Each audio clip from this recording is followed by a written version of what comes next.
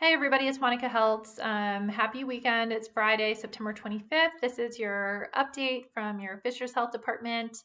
I just want to talk about a little bit of travel risk associated with fall break and how you can mitigate some of those risks. I know that it could be fall break, it could be anything really. I'm just thinking that fall break's coming up in about a month, and so some of you may need to start thinking about this if you have something planned.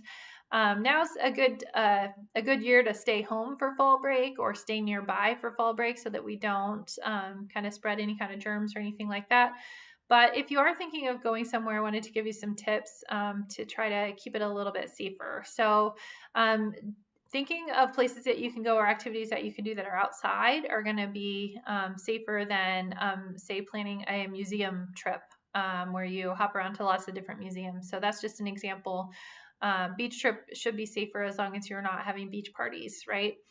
Um, if you're planning on a place to stay, a hotel is going to be a higher risk place to stay than, say, a rental that you rent and you're cooking your own food at for a time, rather than staying in a hotel and having to go out and get your food somewhere else for every meal. So just think about the number of exposure opportunities you're going to have depending on the type of place that you're going to stay at. You're also going to want to look up the COVID risk at the destination that you're going to, and you're going to need to assess that against your personal risk. So we don't have any quarantine guidelines on return here, but a lot of places do have quarantine guidelines or requirements. So if you're thinking of traveling to a place, you're going to want to check their travel restrictions first, because some places are requiring that you quarantine for 2 weeks before you can go out and do anything, which would really put a damper on your fall break activities, I suspect. So definitely check into that. You're definitely also going to want to check into any kind of other requirements they may have. Some destinations are requiring that you be tested for COVID within a specific time frame of arrival to the destination, and oftentimes at 72 hours, which is very hard to guarantee. Although our test results are coming back very quickly right now, we can never guarantee that they're going to come back to you at a certain time. And then you also have to know what kind of format they're going to require those results in, because some of the destinations are very specific.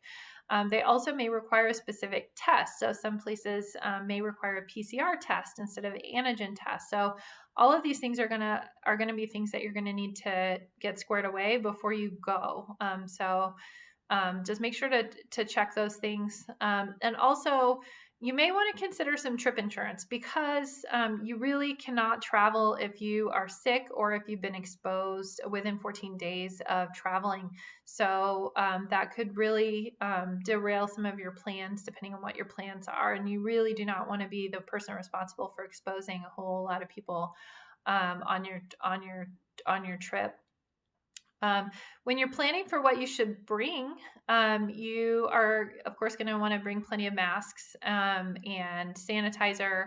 You're also going to want to carry some wipes. If you're traveling by car, you might want to wipe off the gasoline pump handles. If you're traveling by plane, you might want to wipe down your seat.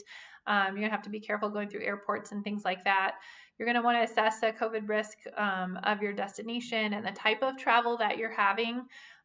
So, for example, in a plane, the air circulation in planes are pretty good, but the distancing is not so good. So you're going to be probably packed in with other people. So for that reason, it's a little bit of a higher risk scenario. Plus the traveling through the airports and things like that. So you may want to consider a trip by car this time.